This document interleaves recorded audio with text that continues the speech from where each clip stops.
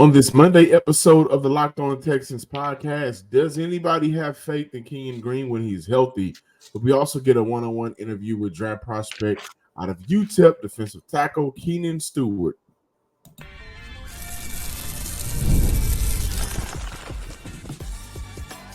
You are Locked On Texans, your daily podcast on the Houston Texans. Part of the Locked On Podcast Network, your team every day. Welcome in, Locked On Texans listeners and viewers, to the Monday episode of the Locked On Texans podcast, a part of the Locked On Podcast Network, your team every day. To all of our first-time listeners and viewers, thank you for stopping by. Come on in, sit down, subscribe, like, and comment to the Locked On Texans podcast on YouTube and wherever you listen to your podcast. And to all of our returning listeners for the 5th, 10th, 15th, 20th, 25th time. Thank you guys for returning, listening to the Locked On Texans podcast. Today's show, we're going to dive into the YouTube comments. Cody had an awesome conversation with UTEP's defensive tackle and draft prospect Keenan Stewart. But we look at, do we have faith in a healthy Kenyon Green? That's been the talk of the town for a lot of people the last couple of weeks. Today's episode is brought to you by FanDuel. Make every moment more. Right now, new customers get $150 in bonus bets. That's $150 in your pocket, win or lose. Visit FanDuel.com/lockedon to get started. Cody, this conversation came about before we closed out last week's episode. We talked about some of the surprises, just briefly, right? Could this team be a number one offense? And I mentioned, hey, I think the biggest surprise of this offense will come from the left guard spot, whether that may be Green or whether that may be Patterson. But I am leaning towards giving Green one more shot, former 2022 first-round pick.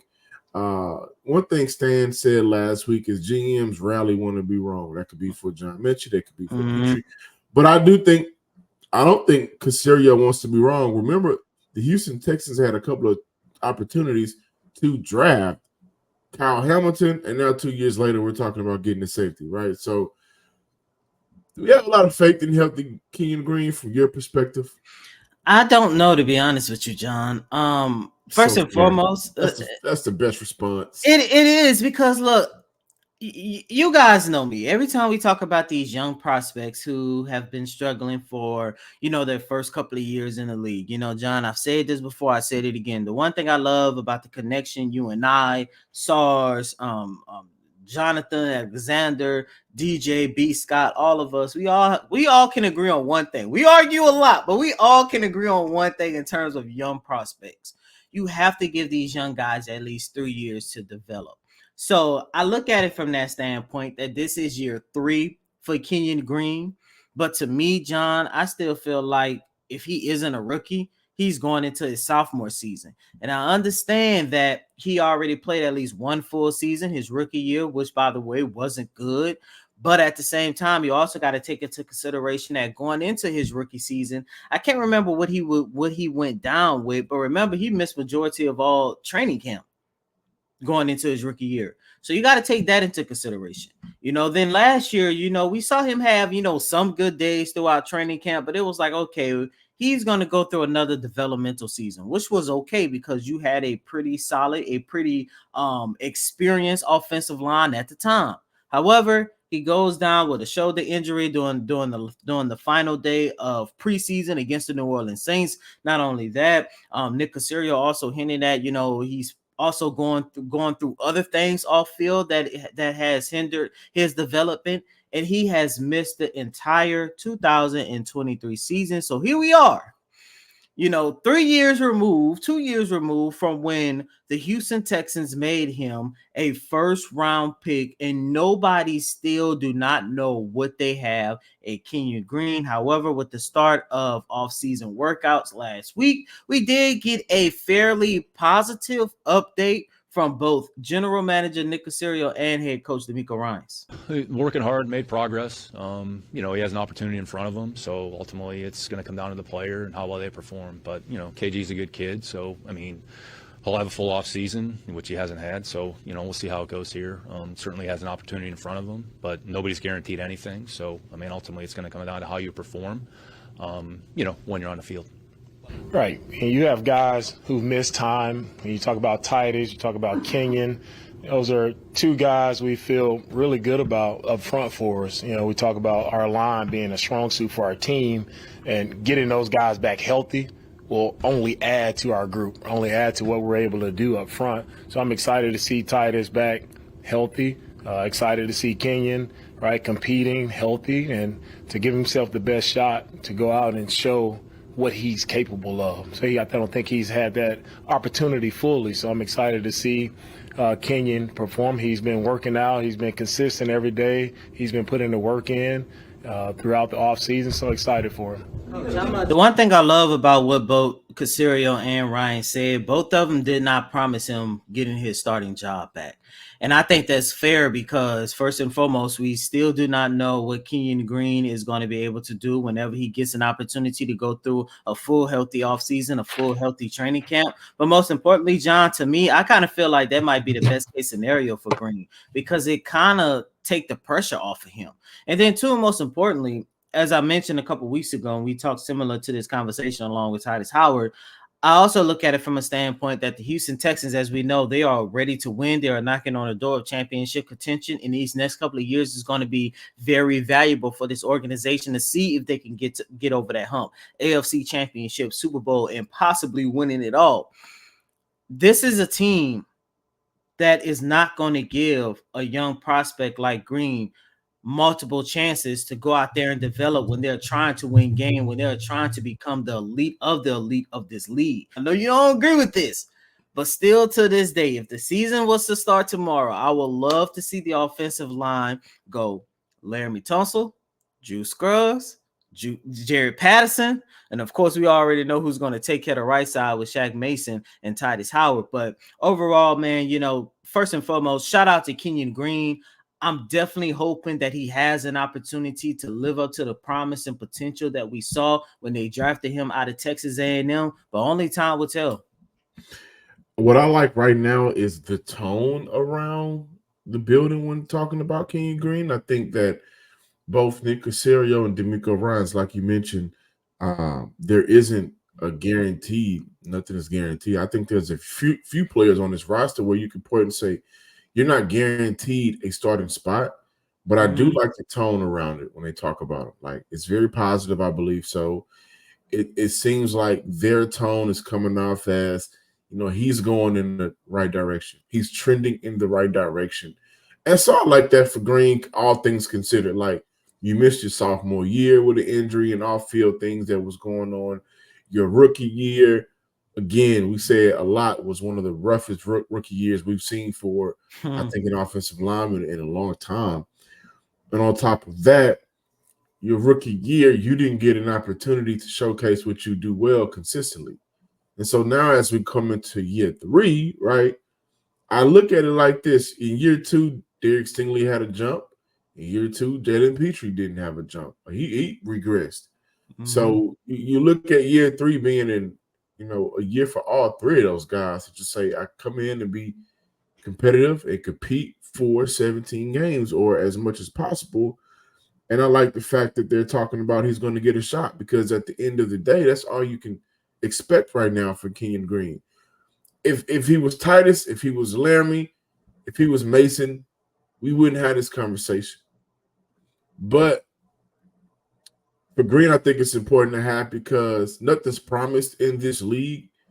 And so they could easily mention how, he's getting prepared. But we've seen coaches, we've seen GMs come out and say, well, if the season started right now, we would be looking at Green as a depth piece, or, as somebody that we may look to, have on the bench. They're going to give him a shot. I think in training camp, Green, Pierce, they're going to have 2 very important training camps to determine what the rest of their career will look like, I believe. And I like that for him, because he's a young man that hasn't had a lot of time on the field. They could easily go the opposite way. I think Nick really believes in him. I'm not sure where D'Amico stands on that. I hadn't talked to anybody, just because he wasn't here for that draft class. I wouldn't be shocked if Houston went to draft a guard late in the draft so they can have more depth and more insurance. But at the very least, I like how they're talking about him, because to me it feels like they're talking about him in a way where this young man will at least have a chance. All he has to do is go out there and perform. It's playoff time in the NBA and NHL. Baseball is in full swing, and FanDuel is your place to bet on every game. Right now, new customers get $150 in bonus bets guaranteed. That's $150 in your pockets, win or lose. You don't know where to put them, on the left side, on the right side, the back pockets. You don't know what to do, put them, but you'll have $150 in your pockets. Bet on everything from slap shots to home runs to slam dunks, all on an app that's safe, secure, and easy to use. Waiting for your bet? But what are you waiting for? Visit FanDuel.com/lockedon to make your first bet an automatic win. FanDuel, America's #1 sportsbook. And we've all been there, either as a player or a fan. It's halftime and the scoreboard is not looking good. You're feeling low, not sure what you're doing with yourself, not sure what your team can do to pull out a win. That's when you dig deep, you lift your head up and say to yourself, time to get back in the game, pull off some bank heists, and take as much of my friends' money as I possibly can. That's right. The smash hit mobile game app Monopoly Go lets you compete with your friends to get the most riches at the biggest empires. It's just like Monopoly that you love growing up, but on your phone anytime, with tons of new twists, including leaderboards to compare your progress to your buddies. There's so much you can do. Play on countless dynamic Monopoly boards. Make your friends bankrupt by smashing their landmarks with a wrecking ball. Charge other players rent for your iconic properties. You can even work with your friends to crack open community chests in tournaments to get extra rewards and climb the leaderboard. So get back out there. Put on your game face. Download Monopoly Go now for free on the App Store or Google Play. Welcome back in, ladies and gentlemen, to this Monday installment of Locked On Texans. And with the NFL draft starting on Thursday, you guys should already know we're going to continue our process of interviewing some NFL draft prospects for this upcoming draft. I have with me, as promised, Mr. Keenan Stewart, defensive tackle from UTEP. Keenan, how you doing, man? And welcome to Locked On Texans. Sir, what's good? How you doing today? Doing good. As a reporter, this has always been one of my favorite time of the year, the NFL draft. Couple days away, you have an opportunity to see some of the college players that you watched all throughout the previous year get called to the NFL. You get an opportunity to meet so many other prospects. Yeah. Keenan, for somebody I'm pretty sure have dreamed of playing in the NFL, I'm pretty sure you dedicated so much time with this goal in mind. What is it like knowing that you are a couple days away from getting drafted to the NFL? The process, honestly, it's been a lot of dedication and hard work, a lot of sacrifices. It's a lot more having fun working out than having fun with your friends. So that's another thing I got used to. Recently experienced. Yeah. So that was the main thing, just focusing up, shutting people out. Because you got to make sacrifices, and I'm trying to change my life. It's exciting because the draft coming up. Fingers crossed, I'm come good. So I'm excited. I've been working hard. Speaking of studying, in what ways do you feel your 4-year career at UTEP has prepared you for the NFL? I feel like some ways that it's prepared me is discipline, because I didn't really have a lot of things of my free will. Everything was just scheduled out, and it helped me with that. It just helped me some, on the field, just regular experience, I guess, I played against some big schools and some small schools. So experience playing overall. Do you have a favorite moment of your college career as of right now you would like to share? My favorite moment probably was going to our bowl game. That we didn't come out with the win, but the experience was amazing. I will say that. So that was probably my greatest moment there. How did you perform in that game? I think I played pretty good. I thought I did good. I thought I did what I needed to do, but yes, sir. Awesome. Sounds good. Before you had an opportunity to spend the last 4 years at UTEP, you actually began your collegiate career at a JUCO school, Our Western, if I'm not mistaken. Yes, sir. How much did your time at Our Western kind of shape you into not only the football player that you are, but into the man that you are today? To be honest, a lot of it because when I first got there, like, I redshirted my first year, so I was doing a lot of like scout team and like a bunch of no-name stuff. So, but I feel like that just gave me more time to go against good people. So, like, I feel like that shaped me just getting used to like going against a group who's more experienced than being a one and going against like the scout team. I'm on scout team going against an experienced unit. So I feel like that year that I took just basically grinding, helping the team get better, helped me get better the most. When you was going through your red shirt year, and you, like you just mentioned, you spent majority of your time as on the scout team, how much did that kind of help you improve your game? Because a lot of people, when they hear somebody being on a scout team or whatever the case might be, they might look at it as like, man, this is not what I signed up for. How were you able to use that to your benefit? Because it seemed like if it wasn't for that moment, you probably wouldn't be in the situation that you're in today. Yeah, I mean, the way I use it to my benefit was like, since like our Western is a good school, so you play a lot of people who are going to other big schools because we all chasing the same dream, of course. But due to that, since I redshirted my first year, I just played against good players, and I just thought of it as like, shoot, these guys, he got a Power 5 offer, he going D1, he going D1. I mean, I'm going against I'm at a junior college, but I'm going against a bunch of D1 athletes. So this is just my game day, and every day you just grind it out, and you can get all the reps you want. You can do whatever you want on scout teams, so you can work on whatever you want to. You don't have to. They just tell you, hey, we want you at 3-tech lineup, and you can just go crazy. So I just like it.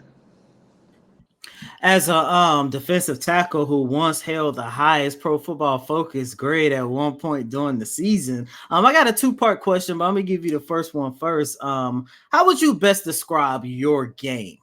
My game, fundamentals. I keep it simple. I do the basic moves.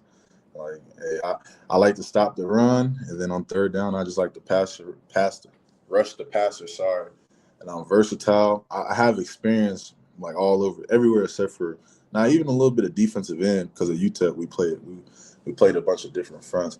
But I got experience in nose, 3-tech, 4-eye, 0. So, like, I feel like a versatile player who's very coachable.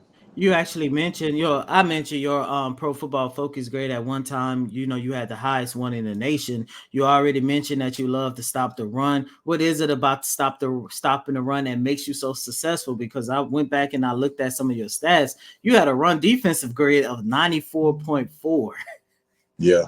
So I just like it because they trying to come at you, you trying to go at them. It's just the battle of the wheels and the battle of who hit harder, who hands coming first. So it's fun. I like it. It's nothing too fancy. It's simple.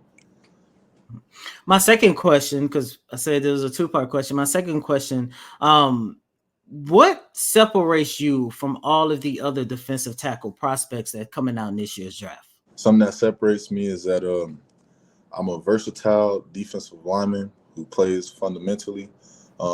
As you once said earlier, I once had the highest PFF grade with the 94, and I'm also have the ability to rush the passer. And I play all over the field. I have gained experience playing 4-tech, 3-tech, nose, 0. So I can play anything you want me to. If somebody goes down and you need me to move over, All you gotta tell me is scoot over. I've literally done it before. So I feel like my versatility, my coachability, and then my ability to do both, rush the pass and stop the run. Awesome. Sounds good. You talk about your coachability. Last Monday, it was last Monday, the Houston Texans began their off-season workout program, and Coach D'Amico Ryans talked about what he's looking for in a defensive tackle. And this is a team that's still in need to add some depth at that position. And he said, according to him, he said that what he's looking for is a defensive tackle who can attack. Yeah. For a team like the Houston Texans, who are still searching for that defensive tackle, maybe it's you. What would be your pitch to not only Coach D'Amico Ryans and the Texans, but to any team looking to improve at that position? My pitch to them would be that I'm a very versatile player. I've had experience at any position. I can rush the passer and I can stop the run, and I can play any technique that you want me to play. And you want me to be, I love to attack. Stopping the run is what I do. That's what I like to pride myself on. And to do that, you have to attack first. So I feel like you got to attack every play. So if that's what you need, hopefully that is what you have here. Sorry. What would it mean for you to have an opportunity to get drafted by the Houston Texans? I know from afar you saw that this is a rising team and they are knocking on the door of championship contention. Yeah. I mean, it would mean the world to me. So it'd be life-changing, opportunity, lifetime. And I'll be so grateful, so grateful. Last question before I let you go. What are you going to do once you get the news that you have been drafted to the NFL team? I'm going to go work out. Hey. The grind don't stop, huh? Grind don't stop. You only get better. Yes, sir. So. Also sounds good. Keenan Stewart, defensive tackle from UTEP. Keenan, really quick before we leave, can you please let the listeners know where they can follow you at on all your social media platforms? You can follow me on Twitter at Keenan Stewart 54. You can follow me on Instagram, Keenan Stewart 54 as well. So yes, sir. Thank you for having me. Awesome. Sounds good, man. Thank you so much, man. Good luck this week. And by the way, if you do have an opportunity to get drafted by the Houston Texans, you will be seeing a lot of me inside of NRG Stadium. So don't forget me. I won't. I know right now the Astros are not in the best situations as possible. Not good pitching, not good hitting. But I tell you what, if you don't have much to do, right? If it's a weekday and you're looking to just get out of the house, check out the Game Time app, because right now they are now an authorized ticket marketplace for Major League Baseball, which makes getting tickets even faster and easier. Prices on the Game Time app actually go down the closer it gets to the first pitch. With killer last-minute deals, all-in prices, views from your seat, and their lowest price guarantee, Game Time takes the guesswork out of buying MLB tickets. They have the flash deals and zone deals where you can save more with exclusive in-app deals on select seats ahead of the game or event. Right? Again, you can get a panoramic view from your seat in the app before you buy, and their lowest price guarantee. Listen, if you find a ticket somewhere else in the same section and row for less, Game Time will credit you 110% of the difference. Take the guesswork out of buying tickets with Game Time. Download the Game Time app, create an account, use code LOCKEDONNFL for $20 off your first purchase. Terms apply. Again, create an account and redeem code LOCKEDONNFL. That's LOCKEDON NFL for $20 off your first purchase. Download Game Time app today. Last minute tickets, lowest price guaranteed. Welcome back in, Locked On Texans listeners and viewers. Before we close out today's show, we'll be diving into the YouTube comments. Cody and I's favorite time of the show. We love talking to you guys and just, getting back some of y'all responses. Before we do, over the weekend, maybe the most, I don't know, the most serious fight we've seen in a while. Ryan Garcia and Devin Haney. They had their fight. The undercards was a snooze fest, but boy, did Ryan Garcia give us a show. And CJ Stroud, your quarterback, I just wanted to mention this, had a fight party and had everybody over at the crib watching the fight. Did you see the TV? Did you see the TV, though? That TV was crazy. That's crazy. I just need a one-day contract, Houston. Just give me. I know, just one day. Like that TV was. I was like, good Lord. Just one day, Houston. Y'all can afford it. But I just wanted to mention, like, hey, it's cool saying it from your, second year quarterback, your leader of your team, just getting the guys together. I think this is what DeMeco Ryan envisioned too when he came over. Like, I'm gonna make sure that we got a team that could do things like this. And it's great to see it coming from your, second year sophomore quarterback who had a stellar rookie year, which leads me into my first comment. Yo dash FU8UL. Okay. CJ is like a diamond under pressure. He and the team will come out shining. I wanted to look at that comment and ask you, Cody, how much does CJ mean to this team? And I'm asking you this because post-game press conference, training camp press conferences, just locker room time, seeing him at practice and camp, like you've seen him day one. And with DeMeco coming over, we saw a culture change in a lot of different ways. But from day one to now, looking at over the weekend, just having the fellas over, how much does he mean to this team? How vital is he to this team built around? One of my favorite moments came. I don't know if this was going into week 1 or going into week 3. If it was going into week 3, then that means the Texans were 0-2. And I remember we were, just talking with Jonathan Grenard, and we was just talking to him, off record type stuff, just chopping up with him. And I can't remember what we was talking about, but I remember Jonathan Grenard saying, as long as we got 7 over there, we always have a chance to win. And that started a trend within the locker room that echoed throughout the entire season. And then, of course, after the phenomenal week 9 victory against the Tampa Bay Buccaneers, where he brought them back in like 45 seconds, then that statement definitely took on a life of his own.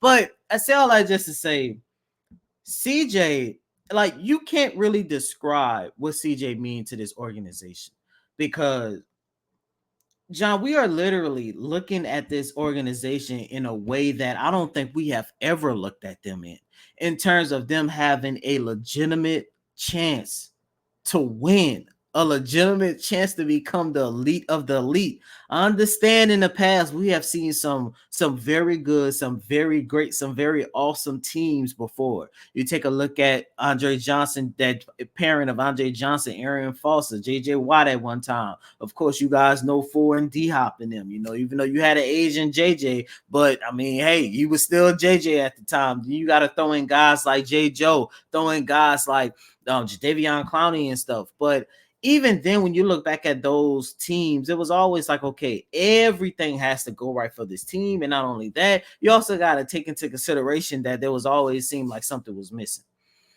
With this team, everything gets together, but it all revolves around CJ, because we know the impact that he has on this team on the field. There's no way in the world that the Houston Texans will pull out several of those one-score victories if it wasn't for him. However, I also love the impact that he has on this team off the field as well. Because, John, when you take a look at and you hear people talk about the bond, when you hear people talk about the improvement of the culture, especially guys like Brevin Jordan and Laramie Tunsil, guys who definitely has been here throughout the whole entire rebuild, just having that guy in the locker room, having that guy that you can call your teammate, your brother, or whatever the case might be, man, words cannot describe the importance of CJ Stroud for this organization, man. And this is after year one. Year one. Yeah.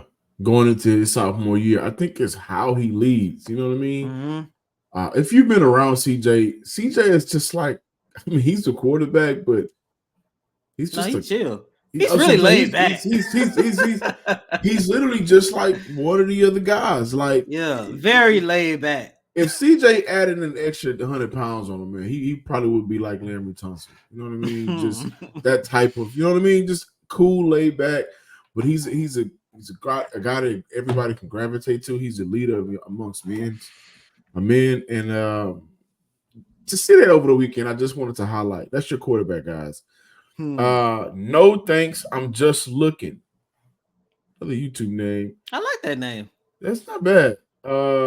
They should get Jonathan Brooks or Trey Benson with the 3rd round pick. Maybe move up a little if they need to. Caserio will make at least 2 trades anyway. Do you think the Houston Texans should draft a running back in the 3rd round? I love Jonathan Brooks. You know, that was my guy for the longest. Up until the Texans are in the middle of about to land Joe Mixon. If it wasn't for Joe Mixon, man, he would definitely be towards the top of my draft board. But no, I definitely don't see. The only way I can see the Houston Texans drafting any running back at this point is if, you know, they see something in voluntary workouts over these last couple of days and thinking to themselves, maybe Joe Mixon isn't it. Maybe Dameon Pierce can't revise his career. By the way, speaking of the running back group, they also re-signed Dario Gumbawale over the I think it took place on Sunday morning. So that's a running back group that already has that's a position that already has 3 players, 3 running backs, even though we know Gumbawale is going to be more so that special team unit, but I don't see backup kicker. Yeah, but it's definitely that. But I definitely do not see a situation where the Texans will draft a running back at least that soon, and especially Jonathan Brooks, who I still think is the best running back coming out in this year's draft. Yeah, and this running back class for me isn't just horn. This running back class isn't just not as, I don't think it's as crazy as it's been like the last couple of seasons, but we'll see where Houston, because I do think they'll address it at some point in the draft. Last one, Spartan _ A1176. I'd rather get a tight end because I don't think Dalton Schultz will be 100% anyways. Have we kind of overlooked Schultz a little bit? I know I'm a victim of that. I thought Houston should have drafted one. They brought him back. Not mad at their decision, but is another tight end on that draft board as well? Remember, they, was it Caserio or D'Amico? They mentioned how what they've done in the offseason won't affect how they go about drafting players. That was D'Amico. D'Amico? I think they're gonna address that. The first prospect that comes to mind is Cade Stover, the tight end of Ohio State. John, I know you're not a big fan of him, but him and CJ, they have a real close relationship, and if he's there mid to late round, I could definitely see the Houston Texans is taking a chance on it, because as of right now, maybe there's something we can get into for tomorrow's show. When you look at this tight end core, you have Dalton Schultz, but outside of Dalton Schultz, then the next question is, how much faith do you have in Brevin Jordan, who is entering the final year of his rookie deal? Even though he had a bounce back year last year, is it enough to say you trust him as tight end number 2, knowing where you want to go this year? And then you also got Tegan Cotoriano, where he's in the same situation as Kenyon Green, maybe a little bit worse. He played the final 3-4 games of his rookie season, got hurt in training camp, and missed all of the 2023 season. So it's like, okay, where do the Houston Texans go? They didn't really address it in free agency. You haven't traded for nobody. So you're definitely going to pick one up in the draft. Just don't know where and what round would actually make sense. I agree. I like QT, but I don't think he's done enough. Haven't seen him. Haven't seen him since Lovey. Literally. Shout out to Lovey.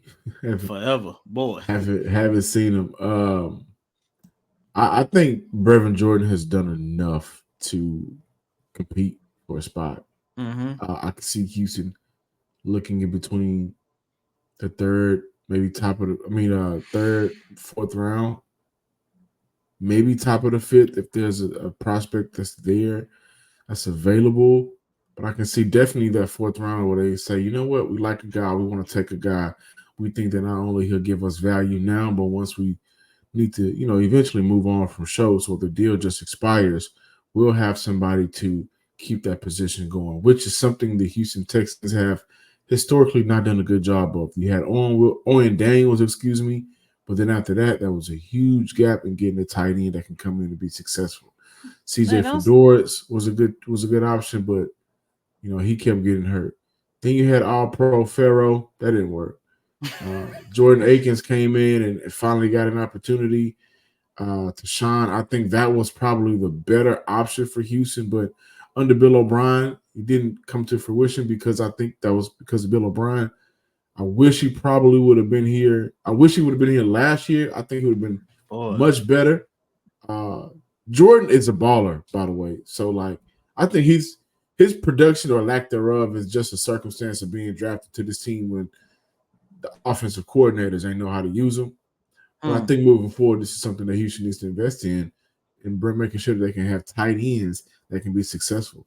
But I like Brevin Jordan and his chances. Hey, don't sleep on Darren Fells, man. 2019 Darren Fells was a baller. What was that? 8 touchdowns he had that year? I think so. 8 touchdowns. I remember one of them. I believe he was the one that caught that touchdown when Deshaun got kicked in the eye against the Ravens, which is still one of my favorite plays. Don't sleep on Darren Fells, man. My bad, Fells. They had solid tight ends, but I do agree with you, man. I really did love having Jordan Akins here, and you take a look at it. It didn't matter if it was Deshaun, he thrived with. Davis Mills, he thrived with, and I believe he came up big, I think either once or twice with Kyle Allen as the quarterback. So to your point, John, if Jordan Akins was still here last year, there's no telling what he would have been able to do playing alongside CJ Stroud. Yeah. But all in all, I think we see running back and tight end drafted this year. And we may be surprised where they draft them and when they draft those players, because I don't think that they have the depth at both positions like they probably want to.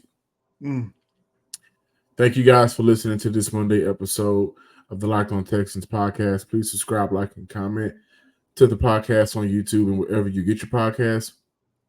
Also, give me a follow on Twitter at John_Hickman12. And as always, I'm your host, Cody M. Davis. Please remember to follow me on Twitter at CodyDavis_24. Once again, it's Cody, COTYDAVIS_24. Until next time, ladies and gentlemen, peace.